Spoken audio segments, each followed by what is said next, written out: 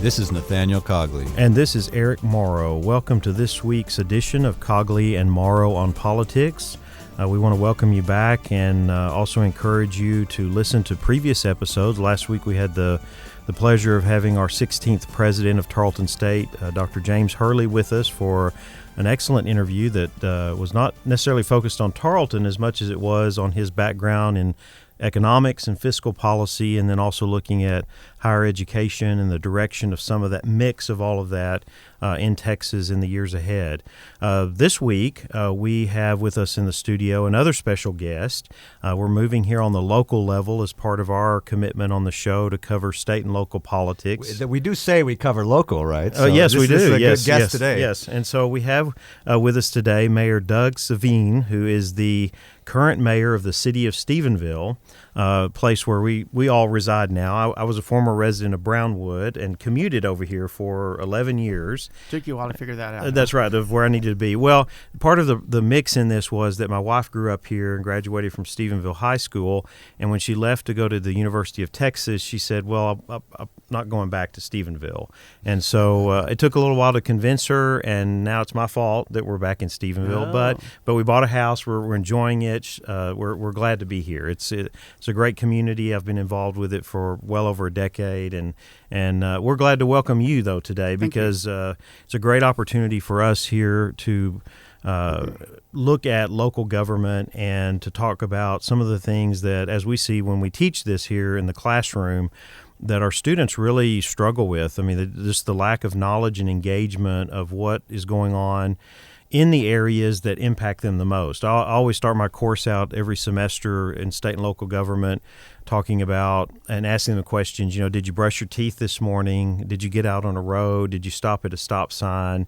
Did you get a ticket on the way to school? This just questions, but to get them to think about some of the services and things that we take for granted every day that are provided by local government, but then also to really move that to another level, and that is how you engage and what opportunities we have to not only be aware, but to have an impact on what's happening and the decisions that are being made around us. And so we welcome the mayor today, and I really want to start out with asking you about your background. What led you to get into local government and to offer the service that you do in this office?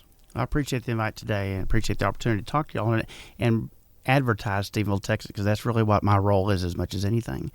My name is Doug Savine. I was born in Burke-Burnett, Texas. My father was in the military. We did move around a lot like many military brats did. I lived in Burke-Burnett and San Antonio. Graduated from high school in San Antonio, went to college at Abilene Christian. At the time, I actually graduated at Abilene Christian College. Went back and got a master's degree from ACU. But my background is speech therapy, and I've worked with handicapped people all my life, professional life. And so I moved to Stephenville and now work for a company called Rock House. I've worked there for almost 29 years.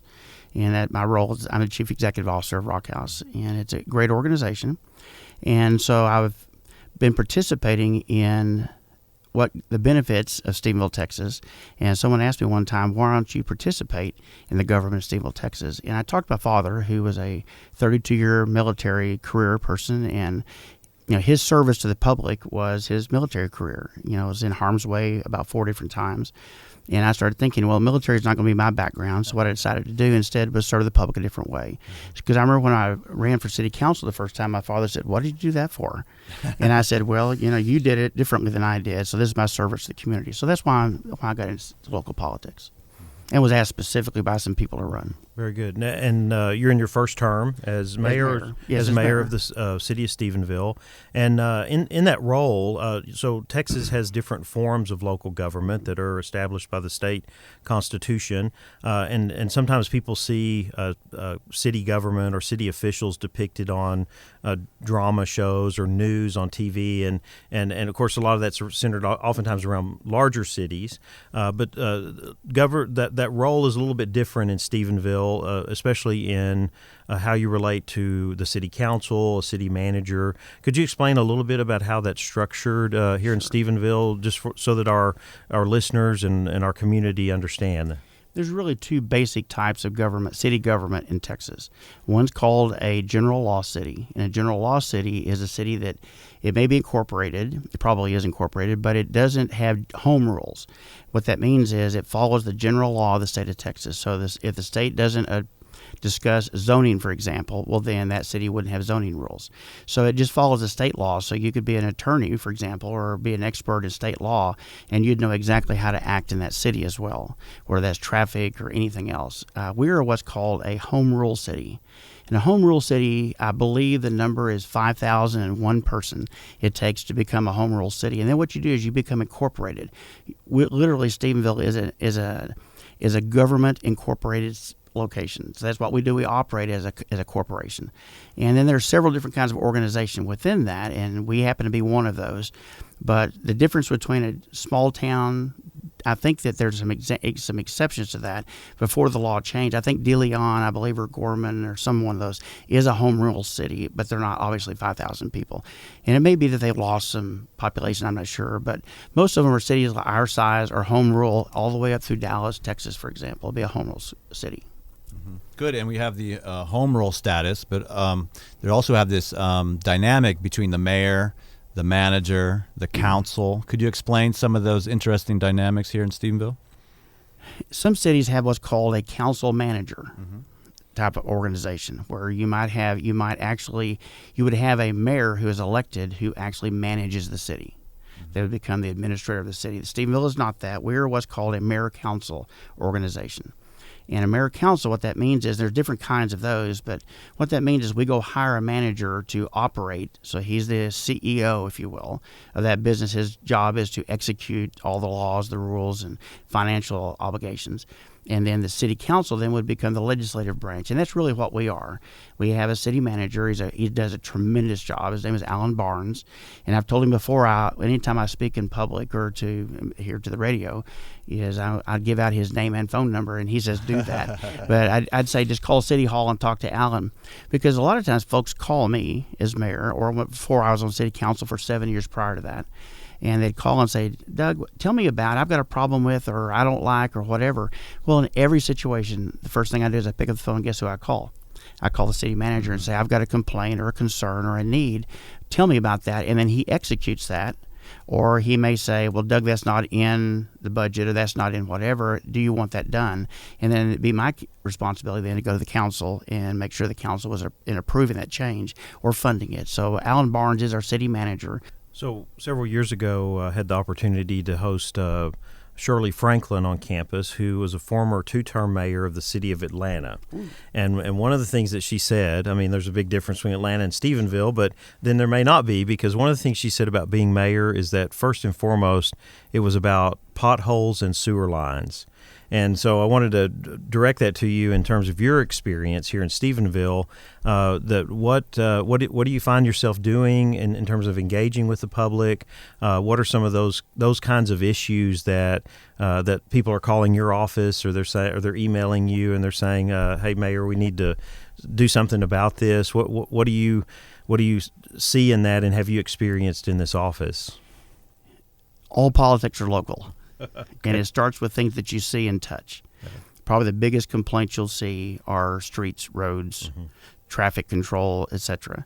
And so that's probably the biggest complaint. And you probably noticed in Stephenville the last few years we have done a pretty good job of working on the streets inside of city of Stephenville.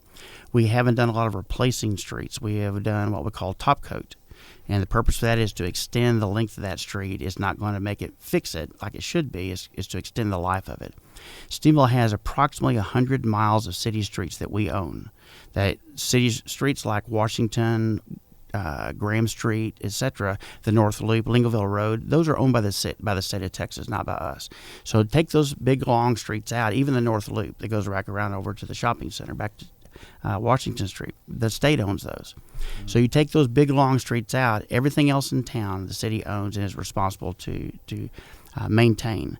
And so when someone calls and says, well, I lost my dentures because I hit a pothole, well, that never had that one quite that dramatic. But that's the kind of thing that happens. So it's the things you see first.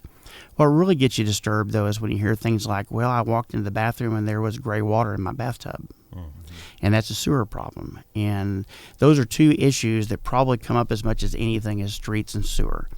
And whether you smell something or you see something coming out of the ground out of a pothole, out of a manhole or some man cover, well, those are things that people call about the first and say, what's wrong? And we have tremendous staff.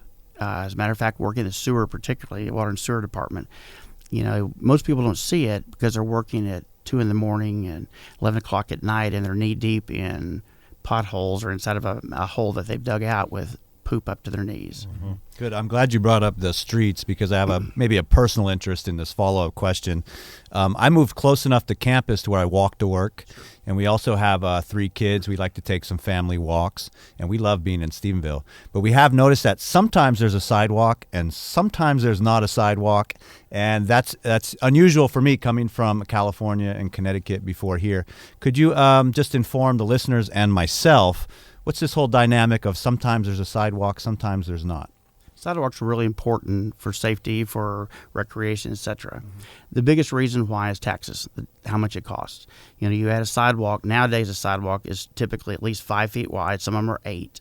And it almost becomes a city street cost. And prioritizing sidewalks over replacing streets or fixing streets is probably the easiest reason why we don't have the sidewalks that you're referring to. We have some of those now. Matter of fact, we have a project going on right now that's a grant from, I believe it's through the Ag Department, a community development block grant, where we're going to tie in the Bosque River Trail at Washington Street back to downtown, and it'll be I think it's an 8-foot sidewalk that will be bringing the traffic. So if you don't want to walk all the way back around, you know, to the end of the Bosque River Trail and then get in a car and drive back home, Exactly. you know, it's sort of a halfway, if you will, to get back to where your car is parked. That trail's beautiful, by the way. It is beautiful. It is a wonderful thing, and I've actually had several folks in town. It's not an official committee, and if I said their names, they'd probably get mad at me. But there are some folks in town now that are working on finishing that trail. You know, what is it going to take? It's going to take land acquisition or at least land access, and it's going to take money to do it. And those individuals are working on that now. And interestingly, because the plan would be to go back through follow the river around, and then go through the soccer fields, et cetera, and then back up to what's now called J.C. Park. And we have a grant application right now that we think will be funded that's going to build some more streets, which is for the purpose it's part of the safety program for students walking to and from home from school. And so if that happens, then we'll put a sidewalk as well from J.C. Park all the way back down to Tarleton. As someone raising 3 kids, I just want to let you know those are very much appreciated, and families are using these things. It is, and you're right. There was a time we put sidewalks in. You can probably see that now, but you can also see where they go for 150 feet or 200 feet, and then they stop. You jump across the side, a yard, front lot, or something, and then they start up again. Well, the city, we have a plan right now that if you own a house and you want to put a sidewalk in front of your house, we'll pay 50% of that cost. If you're a private home, if it's a business, we'll pay for 25% of it. So we do know that is a need. We're working towards that. It's literally a funding thing. And let me go back to the streets a minute, kind of give an example of why. With that amount of streets that we have, we did a study a while back, and I know that for some people in the city, spending money on a study, when you kind of say, well, common sense says you got to do something about it. But we actually spent some money and brought a company in that, I don't know if you call it X-rays or whatever, they drove every square inch of every street in the city of Stephenville. And they said, what does the base material look like all the way to the top? So we have it's like a medical review of all of our streets. And like in my case, I'm not a street guy. I'm not an expert in streets. And I would have thought you'd take the worst street first and just fix it. Well, but that's why we started top coating some, because our experts came in and said, well, here's a street that might last 8 more years. And if you put this here, it may be 12 years. And it'll get you past. And so we came up with a plan, a long-range plan for fixing streets. But the problem we have right now is the study says we're supposed to be spending about $2.2 million a year to maintain our streets. It's not to replace one of them, to maintain them. And we've spent about $1 million to $1.2 million a year. So we're about $1.5 million behind. I'm going to put that as a priority from my personal perspective over building a sidewalk. Well, and that brings to a point too, because I drive down Harbin over here every day, and you know, you have a sore neck. Yeah, well, I mean, part of it, part of it's fine, and so, but I know a lot of that is, we've seen over the last decade a significant growth here at the university, and so you start to bring in thousands more students, and that traffic on the roads, and so there, in addition to whatever economic benefit there's also the infrastructure challenges as well.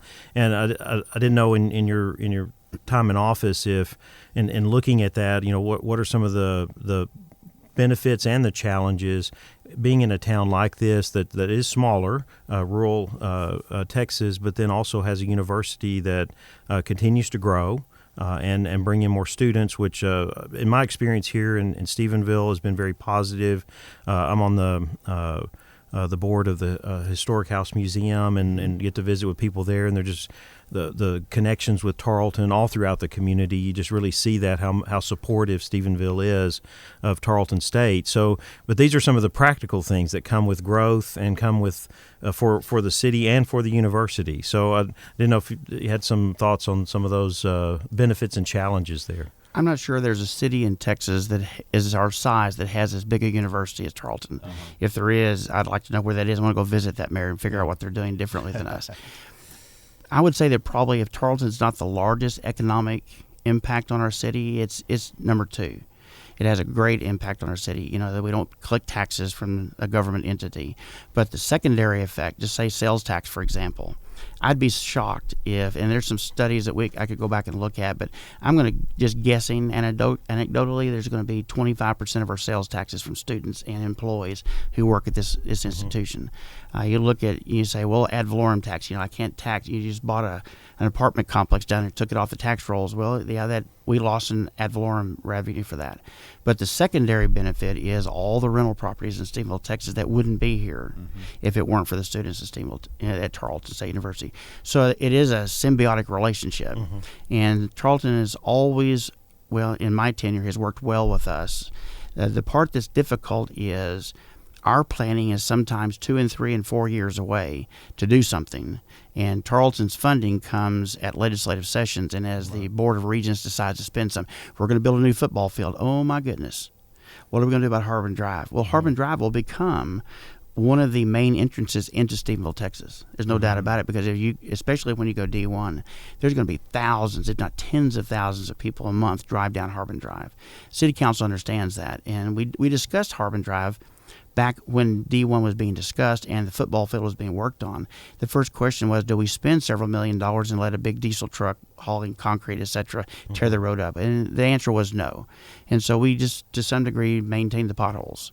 Right. And at this point, though, the council is discussing relatively soon redoing Harbin Drive. And the current vision, we don't have a final plan. It's the engineering firm now looking at the plans or creating plans. It will look very much like Wolf Boulevard does, or Wolf Nursery Road does now.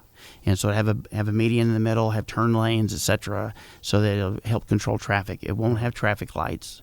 Traffic light to control, say, Fry Street and Harbin Drive would probably be $750,000. And I'd rather put it in concrete or asphalt, curbs, etc., than I would right now in a traffic light. Right. Well, and if you, I would assume too, if you move to those multi-lane roads like that one's a great example. I mean, that's an excellent road, thoroughfare.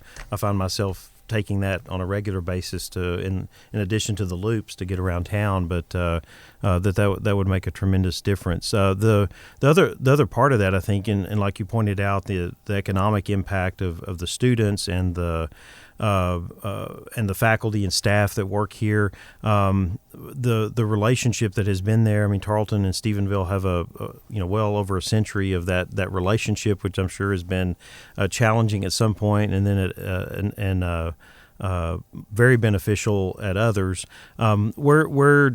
What do you see in terms of that impact and the potential that it's bringing to Stephenville? Some of the things that may be on the horizon that you can share that are a result not only of the growth of the community. Certainly the university has a role in that as well, but that's always a thing for a college campus. It's it's about how you market yourself, the amenities that come along with going to school there, but also now, Nathaniel and I, as both residents here, I mean, this is a question that we ask. We both lived he's from San Francisco. I'm originally from Texas, but I lived in Boston and New York City. We both chose to come back here, bring our families and live and work here. And so those are questions about our community that we're always asking. But I didn't know if you might be able to share some of the things that are on the horizon for the city. Sure. And let me back up just a little bit before give some examples of the future. Part of the issue we have is we need to do a better job of planning. And an example, there was a big celebration reopening campus with some new dormitories, et cetera, about 4 years ago. Well, that was an example of where we didn't have good communication. And so all of a sudden we start hearing about, there's going to be these new dormitories. I don't remember what anniversary it was, but it was this big event. And I remember sitting in the room at the time with the chief engineer, and I said, do we have the sewer capacity to do that? And the answer was, no, we don't. And so all of a sudden, in the middle of a fiscal year of the city, what happened was we had to go out and borrow $2.3 million to do what we call the Methodist branch. It's one of our branches of the sewer system. So from somewhere around Fry Street south back to the sewer plant, we spent money to upgrade the sewer system. I remember talking to the president of the university and said, my fear is that the students on the first night or so will have a flush party. And, when you flush 700 toilets at the same time, I talked to you about gray water or black water in someone's bathtub, somewhere upstream as they're flushing and is coming down the line. Then what happens, it hits the big bulk here and backs up in someone's home, and that's not fair as well. So that's a planning thing that we need to do better at. And people only think of sewers when they're not working. Absolutely. That's why I chose to start with streets, because they jar your teeth as you're going down Harbin Drive. Yeah. And so it is an issue. But the future of Stephenville, one of the things we faced recently, I think it's called, there's an organization in town, and they came up and said, we have 250 semi-skilled and skilled jobs vacant in Stephenville, Texas. We're talking about the big manufacturing plants, jobs that they recruit from outside the city of Stephenville to come in. Many of them require college degrees. Some don't, or technical more degrees or backgrounds. And what happened is, why are we not filling those positions? Well, it turns out that we're hiring not very many college students from Tarleton State University. So the question then asked, which leads into what your question is, why is that? Well, part of it's because, as Dr. Tavio told me one day, he said, well, Doug, it's a simple answer. What happens is, for 3 to 4 years, on Wednesday and Thursday, they start talking with their buddies, where are we going this weekend to do something? Because they don't stay here because of the amenities for the students, to keep the students here. So Stephenville started sending people to Fort Hood, because I think they're processing over 1,000 soldiers out of the military every month. So we were doing job fairs for those industries in town to try to recruit people out of the military to come fill those jobs.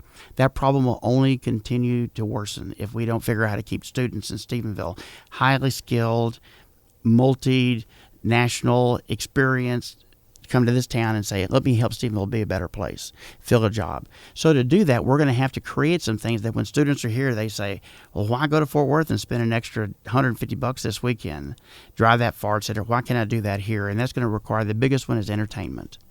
Students like to entertain. I have 2 girls. They went to high school here. Both of them went off to college. One went to A&M. Well, no, matter of fact, one went to here, and then she went to A&M to get her 2 other degrees. And that's the question, is they like to have fun and socialization, interaction. And so we need some things where that can happen. We've heard, some of it's actually through studies, some of it's anecdotally, bowling alleys, theaters, venues to have parties, etc. So those are the things we're trying to do. Shopping is a big one. My girls, all this, Dad, you haven't experienced it yet. You may have, how much you put on the pay card or the debit card or whatever. They like shopping, and the citizens of Stephenville itself have asked for that. You've looked at all the things they request. The citizens said the number one thing they want is a grocery store. Mm-hmm. Well, so we went and started recruiting grocery stores, and we thought HEB was going to expand and build this new great big facility. For some economic reasons, they decided not to, and they did their expansion. It's a lot better than it was, but it still didn't meet the needs of what the citizens said they wanted. And so we've gone out and continued to recruit. I expect at some point, I don't know how many years it'll be, someone, a Kroger or someone, will come to Stephenville, Texas, and build a grocery store. However, we have Aldi's, which is not a typical grocery store, has decided to move to Stephenville, over back behind Pan Express, where the Holiday Inn used to be. And that's where they plan to build. They were expecting to build real fast. And then some things slowed down. They had some national things going on where they were upgrading some of their stores and had some others that were to be built before us. And so we keep in touch with them. But they have some unique requirements to come to a town, which is kind of what economic development is all about, is how do I get an Aldi's to come here, because I get sales tax when that happens, and I get ad valorem tax when that happens, and citizens get to access something they would have had to drive to Fort Worth, or I think Granbury also has an Aldi's. And one of the things they said was we always sit on an intersection where there's a traffic light. Well, guess where they're going is there's no traffic light there. So we've, through the developer and some other things and some assistance through CETA, we have a traffic light now that's going there right by what's now Chicken Express, Panda Express across the street, etc. That will be a controlled intersection.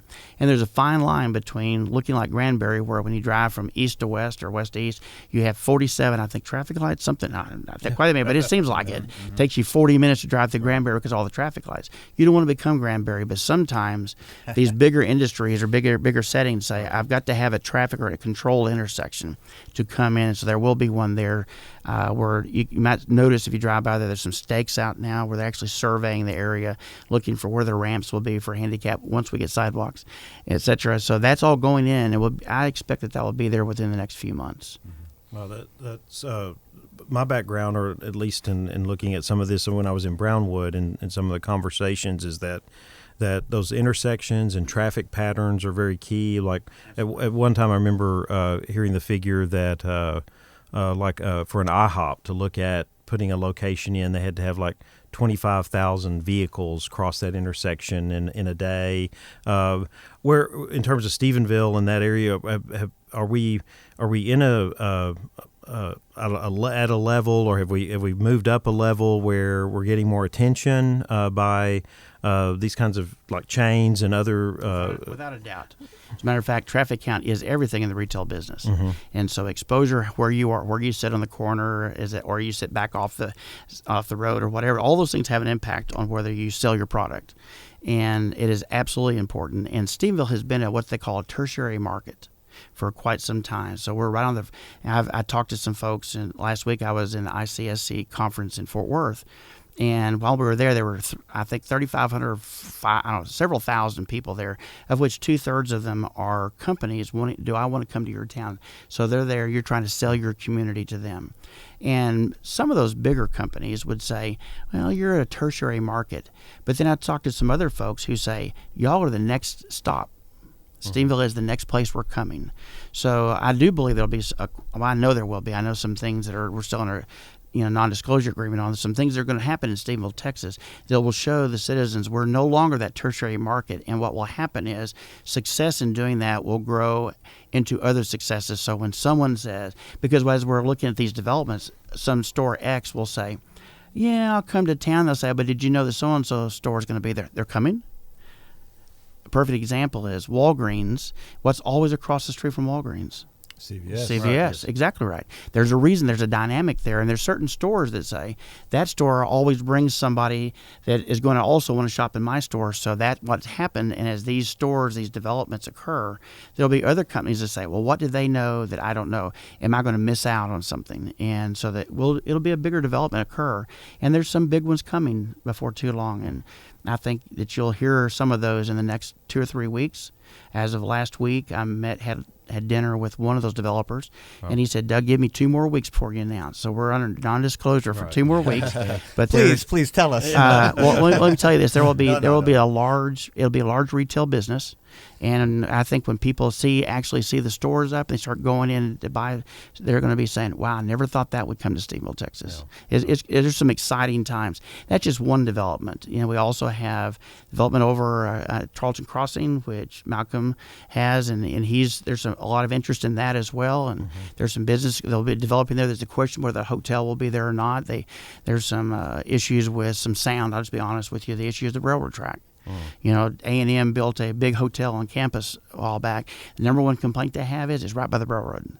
And I heard from a developer the other day in College Station that they get hundreds of complaints every week on the sound and sound penetration. So there's a question about the sound at that location. So I had lunch with that developer last week as well. He still plans to come to Stephenville. It's just where is it going to be? Right. And so again, that's the one who'll bring the conference center. Well, there's other hotels talking to us as well. Matter of fact, there's a developer in College Station that will be here sometime, he said, just after Valentine's Day. We'll fly up, and I met with him. Jeff Sandifer at CETA and I met with him, and he said, I'm interested, and I have been interested in quite some time in building a hotel in Stephenville, Texas. So he's coming to look as well. Right. So there's quite a bit of interest, and yeah, we are that tertiary market for so long. But right now, if you look at the market between the traffic between 281 and the west side of Stephenville, the big area is you start Harbin Drive and you go out to the Ford dealership, and that area is the biggest area is right there at Walgreens and CVS. That's where the big traffic count is. So guess where everybody wants to be? Right.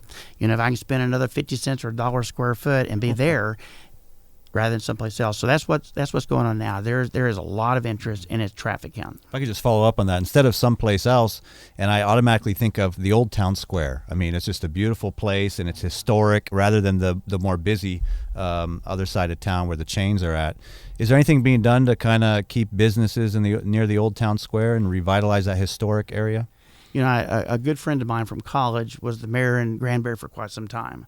And I asked him once, I said, what if you were going to come to Stephenville and got to do anything you wanted to do, what would you do? He said, you have the most beautiful downtown of any city I've been. It's a beautiful downtown. It's different than Granbury, the size of how far the setbacks are from the courthouse, etc. But it's a beautiful downtown.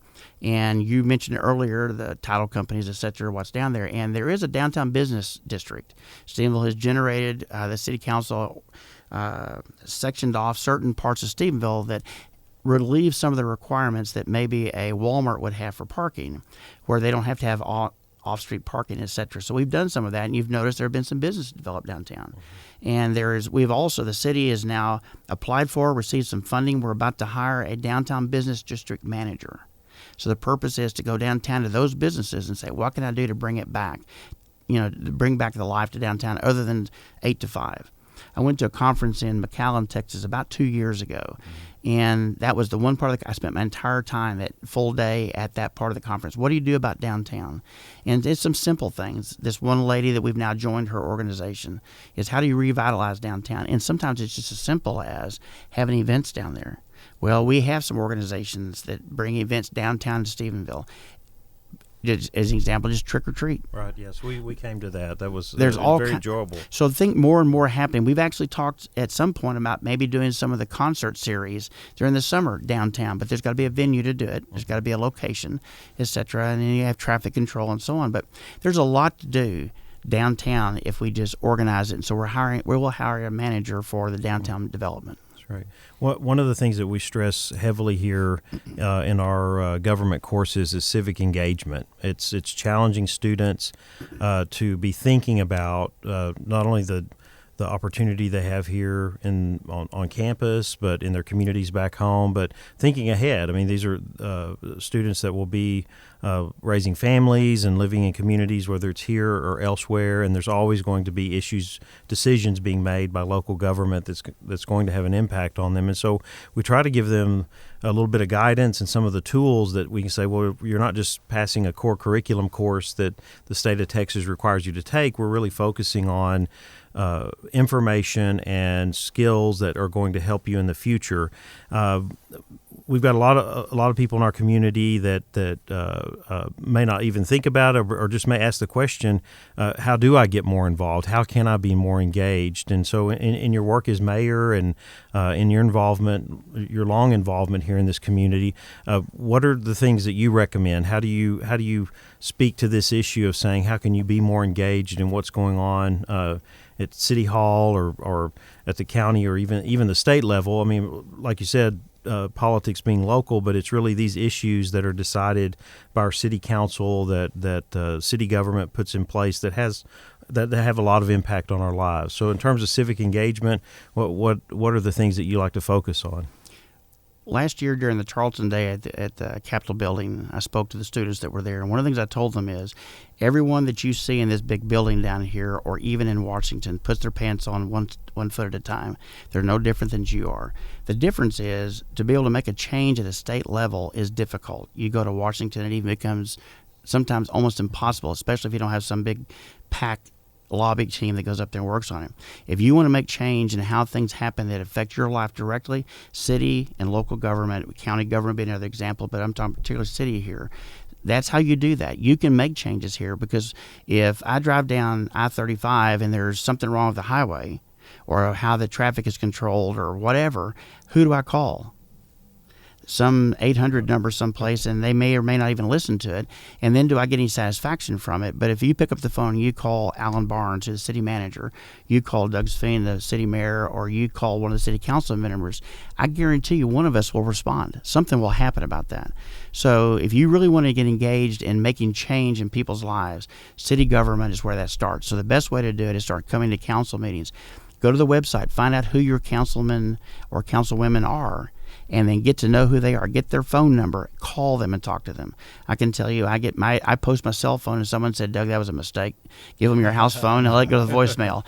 I answer every phone call. Yeah. And it's important, because what I find is, you can get sometimes we'll have someone call that is just as mad as a wet hen about 10 different things. Well, I can't fix 10 things at one time. I say, what's the most important first? And we start working on the most important first. And what most people are they're not upset about all 10 things. They're upset about not being listened to, not getting something done. So you start working on things getting done, and all of a sudden those folks, they become a whole lot more satisfied. But at the local level, you can do that. One of the first places to do it is learn who your council people are, learn their phone numbers, learn their email addresses, and call them and talk to them directly. All 9 council members, including me, all of us will respond. We have a tremendous city council right now. You say there's a problem, the answer may be there's nothing we can do, but the answer is probably somewhere between we'll give you what you want or what you need and what the status is today. So to do that, get a hold of those council people, those legislators, if you will. The second thing is come to council meetings. I remember going to a council meeting once where we were going to raise the rates on water and sewer. Everybody, I've been on council for years and several years, and the answer was, you can't do that. There's a little lady down the street who can't afford it, etc. It's a political challenge to raise water and sewer, because everybody pays them. Even if you're a renter, you pay them, because if I go up on rates, your tenant's going to go up on the rates as well, or if you pay them yourself. But what happens, I walked in the room, and the mayor at the time was Kenny Weldon. I want you to know, I think Kenny Weldon was one of the greatest things that ever happened in Stephenville, Texas, in government. He's with us here at Tarleton. Yes, he is. I sat with him at the basketball game last night. He was a tremendous mayor. After every council meeting, I would call him and say, what in the world did you just say? Explain that to me again. Because he is very, very smart. Right. And his job in the military was acting as a mayor for government for this military. But what would happen is, we walked in the room, and the room was packed. I mean, it was packed. And I said, Kenny, can I just run this meeting? And I sat down, and I just showed pictures, and I said, here's the condition of our water and sewer system, particular sewers at the time. We talked about miles, we talked about numbers of holes, we talked about ratings that we get. Every time we have a spillage on top of the road, we have to turn ourselves in to the state of Texas. And then it creates another financial burden to us.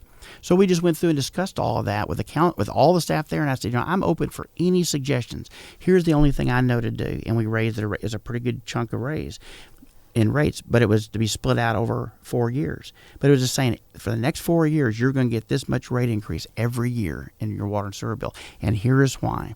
I'm open for suggestions, and not a person in the room had a suggestion. What they said was, I didn't know it was that bad. I didn't realize that was the case. And so thank you for telling us.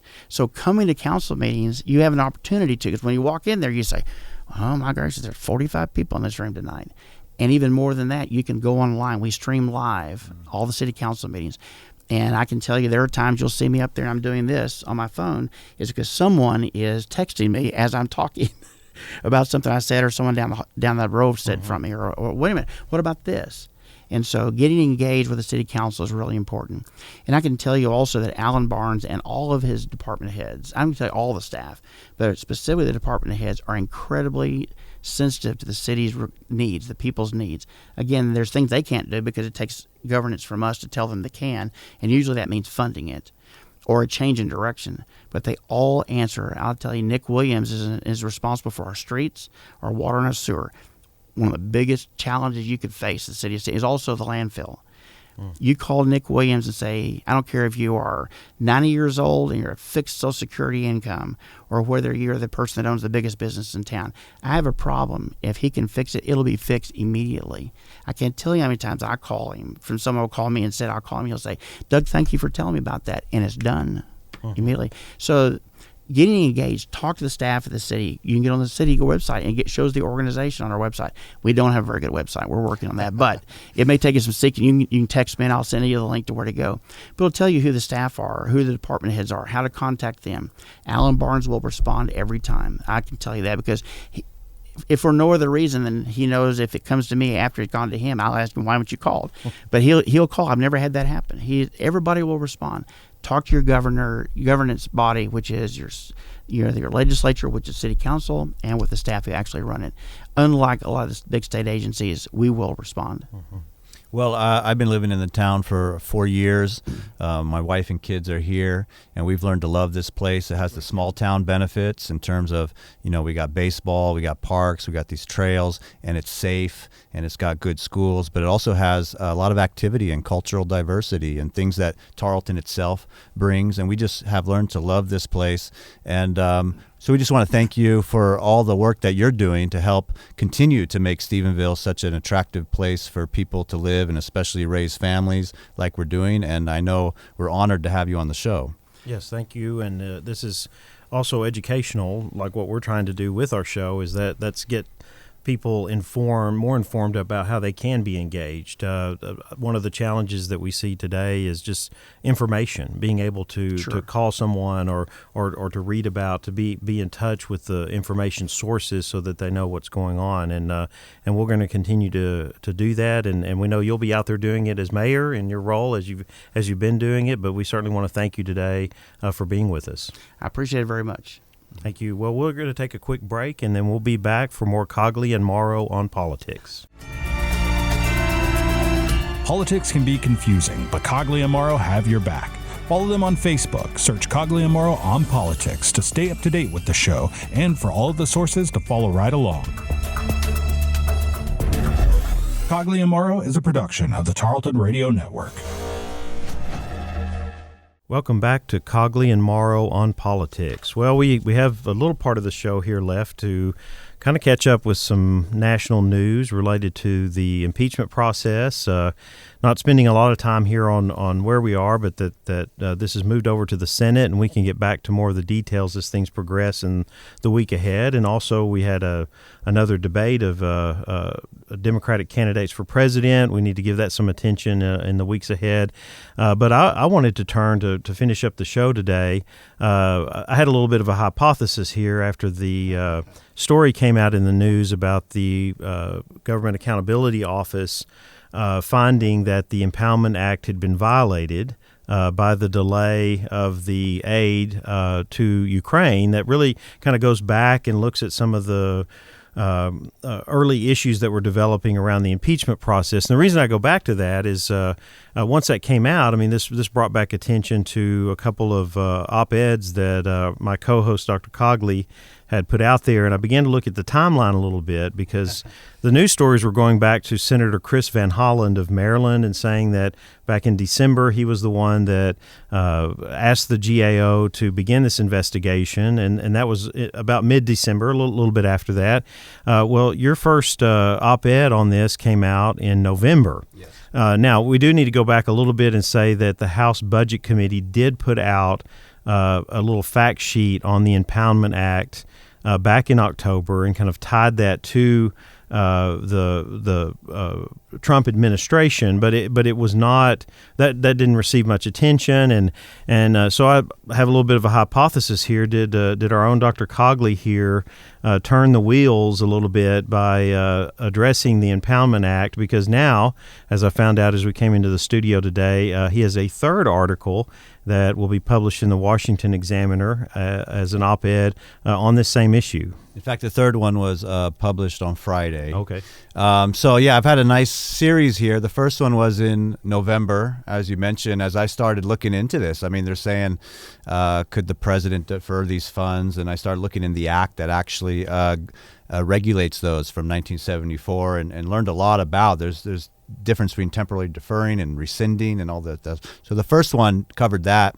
And then when the House Intelligence Committee released its report, it was citing the Impoundment Control Act, and it was all buried on page like 152. And I just saw that I felt they were using it improperly, and so I wrote the second op-ed. And then on Thursday, I didn't think I'd have a very busy day, and then all of a sudden, Impoundment Control Act was a national headline news, and the Government Accountability Office had released its findings on the day that the Senate trial of the impeachment began, suggesting that the president had violated the Impoundment Control Act and in a constitutional crisis type sense. And I also felt, as I read the Government Accountability Office decision, which is really an opinion, that there were some things maybe not consistent in their logic. And so I wrote a third op-ed, which the Washington Examiner published the next morning. So I've had kind of a nice run on these three things. I never knew in my career I'd be a Impoundment Control Act specialist. Well, I know on my hypothesis, I mean, it's hard to prove because we would have to interview Senator Van Hollen or maybe members of his staff as to where they had the initiative to kind of move forward with this. But I think really the serious question is in all of this is what is the impact on where we are? I know your original argument was that this addressed the issue in the Trump administration withholding the aid much more so than, say, an impeachment process. But I guess my question is, where do you see what's the impact of this now with the GAO coming out with this? Again, we look back and the funds were released eventually. Yeah. So that makes that kind of a moot point other than, slap your hand, say, don't do that again. But in terms of the mix as you're seeing it with the move of the trial to the Senate, does this have an impact at this point? Well, a lot of our listeners will be aware that we have a divided Congress and Democrats versus Republicans, and they really have a different impression on the president's motives and what the president's up to. What's interesting is a lot of this partisanship spills over into how people interpret the laws that are related to the question at hand. And so the Democratic Party and Republican Party seem to have different interpretations of this law and whether or not the law actually validates the president's actions or the president is in violation of the actions.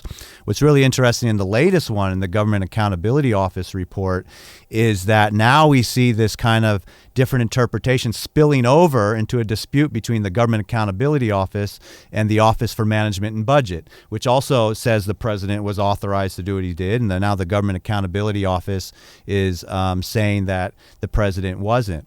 One thing interesting, my earlier two op-eds had really highlighted that the Impoundment Control Act gives a special role for the Comptroller General to help resolve this dispute. The Impoundment Control Act is set up to resolve this dispute. When there's a dispute over temporarily deferring within the fiscal year, the Comptroller General himself can issue a report to be interpreted as a special message, allowing Congress to do an impoundment resolution disproving of the president.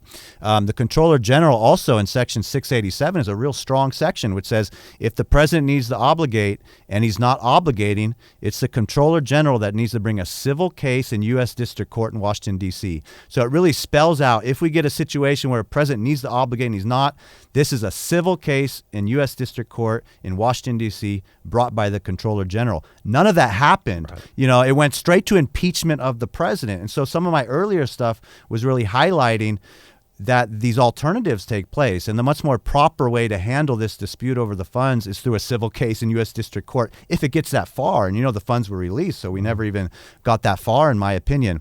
And the Government Accountability Office report was very interesting in that it played up this temporary deferral as a big constitutional crisis when in fact the Impoundment Control Act says it's not. It says there's already procedures in place.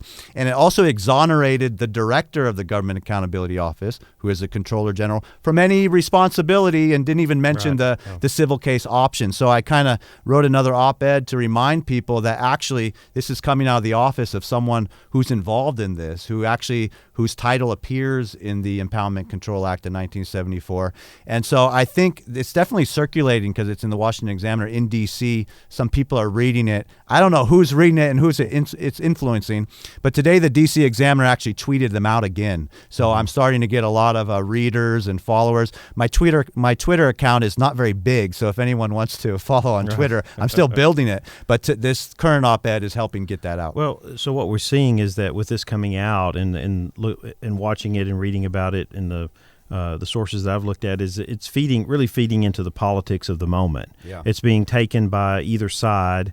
I think it goes back to one thing that we talked about in looking at the impeachment process was early on, should Trump had just owned up to this and said, well, yes, but then to explain it in saying, I was concerned about corruption in Ukraine. I didn't want American taxpayer dollars going to a government and to the possibilities of being used for corrupt purposes. And then would have said, okay, well, fine, we violated the law, slap on the hand. I haven't been in government that long. I'm just I'm looking out for the best interests of the people. That was a recommendation that was floating around by some at that time to say, hey, this could derail the impeachment process in terms of public opinion and support.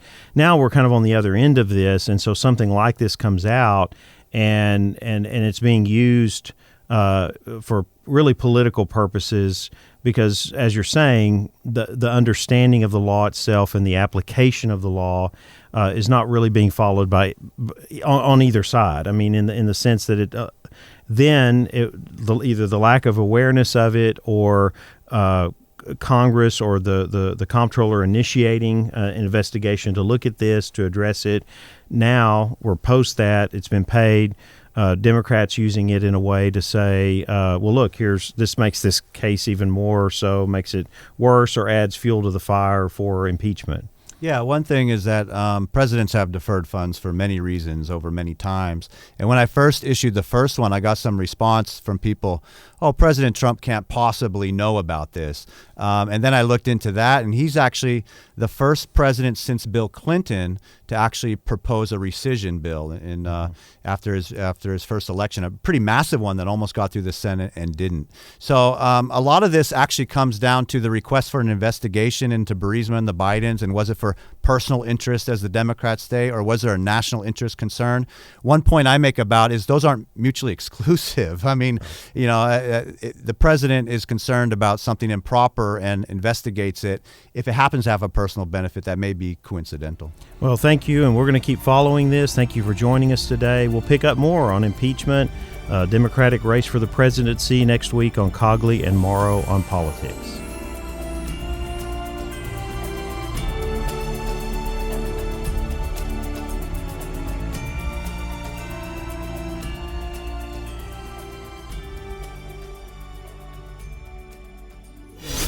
This has been a Tarleton Radio Network podcast with production from AJ Heyer and Taylor Welch. Find more great shows by searching Tarleton Radio Network wherever you get your podcasts.